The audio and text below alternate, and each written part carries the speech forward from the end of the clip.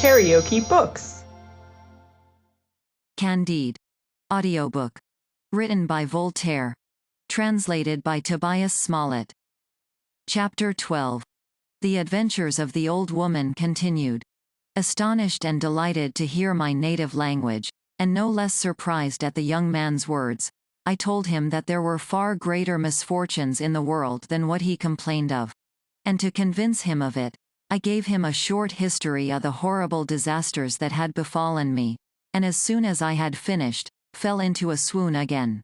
He carried me in his arms to a neighboring cottage, where he had me put to bed, procured me something to eat, waited on me with the greatest attention, comforted me, caressed me, told me that he had never seen anything so perfectly beautiful as myself, and that he had never so much regretted the loss of what no one could restore to him. I was born at Naples, said he, where they make eunuchs of thousands of children every year. Some die of the operation. Some acquire voices far beyond the most tuneful of your ladies, and others are sent to govern states and empires. I underwent this operation very successfully, and was one of the singers in the Princess of Palestrina's chapel. How? Cried I, in my mother's chapel. The Princess of Palestrina, your mother, cried he, bursting into a flood of tears. Is it possible you should be the beautiful young princess whom I had the care of bringing up till she was 6 years old, and who at that tender age promised to be as fair as I now behold you? I am the same, I replied. My mother lies about 100 yards from here, cut in pieces and buried under a heap of dead bodies. I then related to him all that had befallen me, and he in return acquainted me with all his adventures, and how he had been sent to the court of the King of Morocco by a Christian prince to conclude a treaty with that monarch, in consequence of which he was to be furnished with military stores, and ships to destroy the commerce of other Christian governments. I have executed my commission, said the eunuch. I am going to take ship at Ceuta, and I'll take you along with me to Italy. Ma che sciagura di essere senza coglioni. I thanked him with tears of joy, but, notwithstanding, instead of taking me with him to Italy, he carried me to Algiers, and sold me to the Dey of that province. I had not been long a slave when the plague, which had made the tour of Africa, Asia, and Europe, broke out at Algiers with redoubled fury. You have seen an earthquake, but tell me, miss, have you ever had the plague? Never, answered the young baroness. If you had ever had it, continued the old woman, you would own an earthquake was a trifle to it. It is very common in Africa. I was seized with it.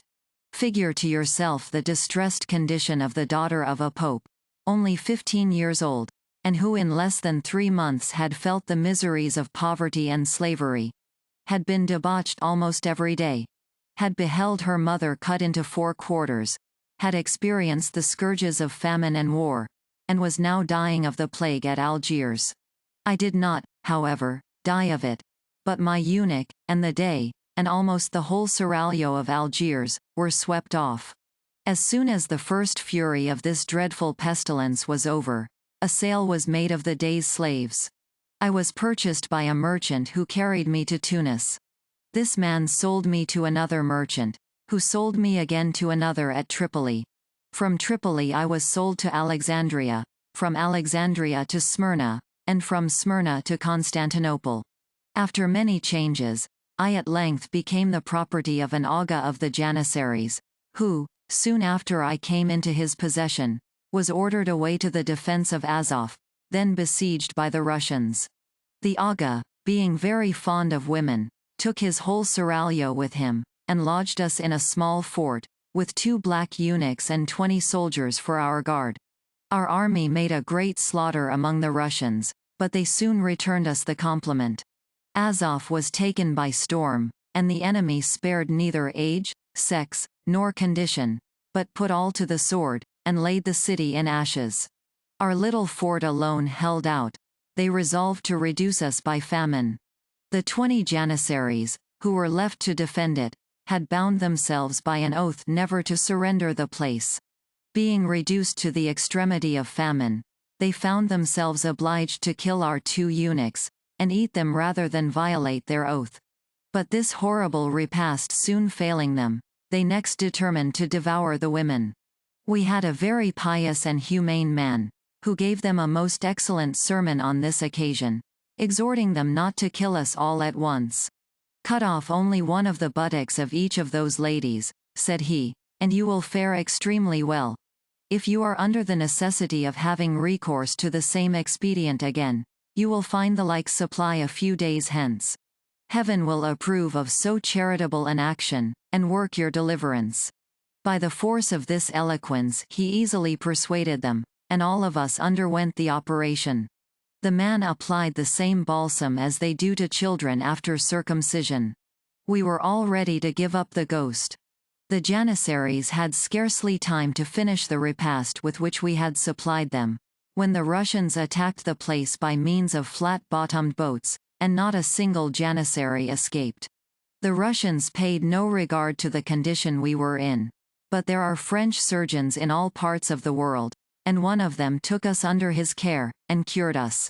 I shall never forget, while I live, that as soon as my wounds were perfectly healed he made me certain proposals.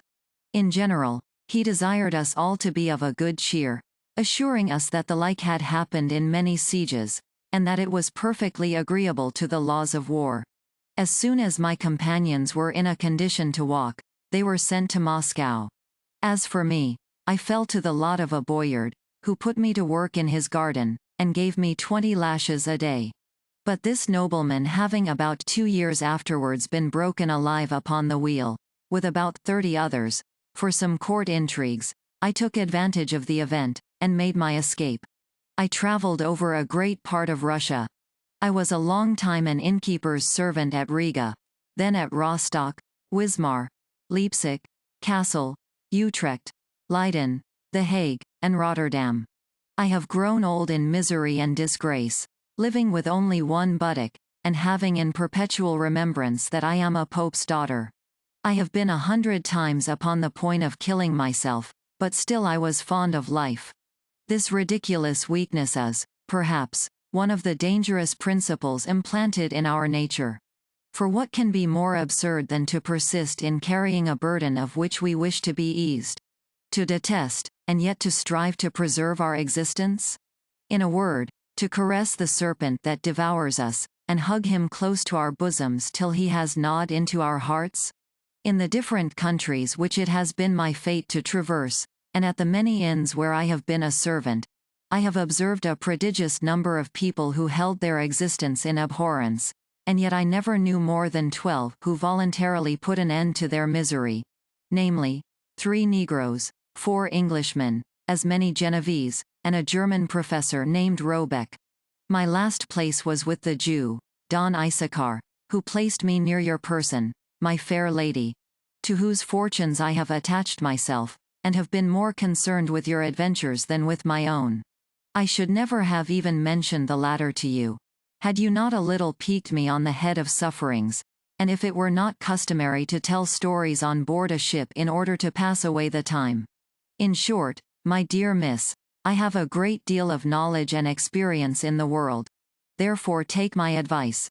Divert yourself, and prevail upon each passenger to tell his story, and if there is one of them all that has not cursed his existence many times, and said to himself over and over again that he was the most wretched of mortals, I give you leave to throw me headfirst into the sea.